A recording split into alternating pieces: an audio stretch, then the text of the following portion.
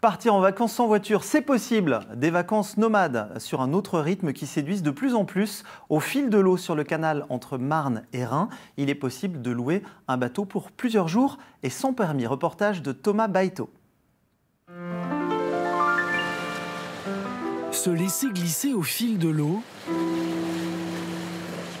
au rythme lent d'un bateau. C'est parti. Regarder le paysage défiler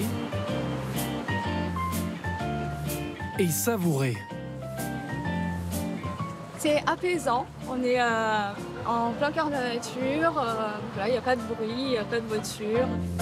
Voilà le programme des vacances en péniche. La famille Souris arrive de Compiègne. Elle part pour 10 jours de navigation entre l'Alsace, la Moselle et la Lorraine sur le canal de la Marne au Rhin. Un voyage attendu avec impatience. Oui. On est déjà sous l'eau, Parce que le monsieur nous aura réappris à piloter le bateau. Car s'il n'y a pas besoin de permis pour ce bateau, un seau et la rampe d'accès. Quelques explications sont quand même nécessaires pour comprendre le fonctionnement de ce petit appartement flottant. En dehors du port, c'est limite à 8 km/h. Ça correspond à environ 2000 tours minute. Concernant la manette des gaz, c'est marqué dessus, on manœuvre lentement. En premier, on enclenche la vitesse. J'ai tout compris pour l'instant. J'espère pas. Ça vous paraît simple à manipuler ce genre de bateau? Pas forcément simple, plus compliqué qu'une voiture, mais je pense que c'est surtout parce que j'ai pas l'habitude. Thibaut Souris n'est pourtant pas un débutant. Il a déjà navigué enfant avec ses parents sur le canal du Midi et en Irlande. Et il y a 5 ans, la famille a fait un premier périple sur la Saône. Ce qu'on aime bien, c'est la liberté. On peut s'arrêter quand on veut, on se réveille à l'heure qu'on veut. Ouais, c'est ça en fait, on fait ce qu'on veut. On reste sur le bateau, effectivement, mais on part quand on veut. Seule contrainte, les horaires des écluses. À 19 h, elles ferment. Il faut donc attendre le lendemain pour poursuivre le voyage. Voilà. Donc là, on va se poser, on va prendre un apéro, dîner en famille et se préparer pour la journée de demain. Le bateau qu'ils ont loué fonctionne au diesel, comme la plupart des péniches. Mais depuis 2018, certains loueurs proposent de nouveaux modèles entièrement électriques, comme celui-ci. Ces bateaux sont beaucoup moins polluants que leurs équivalents thermiques. Ils sont aussi plus agréables pour les plaisanciers. C'est très silencieux, c'est le fait du moteur électrique.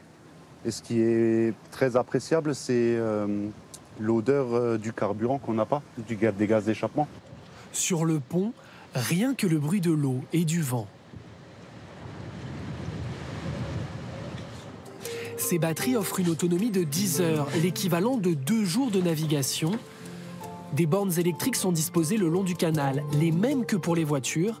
Elles permettent de faire le plein en 2 heures.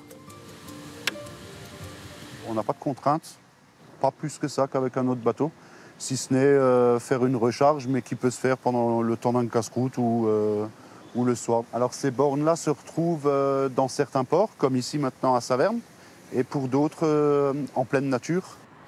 En pleine nature, c'est justement là que nous retrouvons nos vacanciers. La première nuit sur le bateau s'est bien passée. Et les 3, tu veux? Tous les matins, à la maison, quand on me demande si elle a bien dormi, elle répond non. Ce matin, tu m'as dit oui. La navigation reprend, rythmée par le passage des écluses. Il faut parfois se serrer. Tu es sûr que le bateau va rentrer? Oui. Maintenant, je suis sûr. Moi, tout à l'heure, j'étais pas sûre. Toute la famille est mise à contribution. Comptez une bonne vingtaine de minutes pour chaque franchissement, sous le regard amusé des touristes. À cette vitesse-là, difficile de faire plus d'une dizaine de kilomètres par jour, un rythme lent qui ne dérange pas nos vacanciers.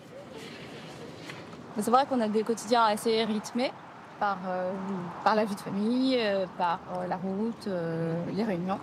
Et donc d'être vraiment pendant 10 jours à notre rythme, un rythme assez lent, loin de tout, dans une espèce aussi de bulle familiale. C'est assez apaisant.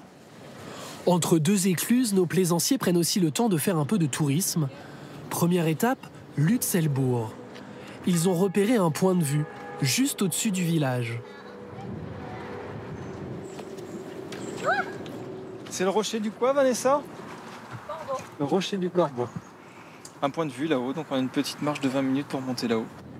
Voyager en péniche est à la fois une contrainte, impossible de s'éloigner du canal, et une chance, celle de découvrir des lieux où on ne serait pas forcément allé. Avec la péniche, on est obligé de s'arrêter sur un canal ou sur une rivière. Et donc on visite ce qui est le long du canal. Et est-ce qu'avec une voiture, on serait venu à... ici, Lutzenbourg? Je pense pas. Non, Je crois pas qu'on serait venu jusqu'à Lutzenbourg. Une découverte qui n'est pas à la portée de tout le monde. Pour ces 10 jours de voyage, nos vacanciers ont dépensé 4 500 €.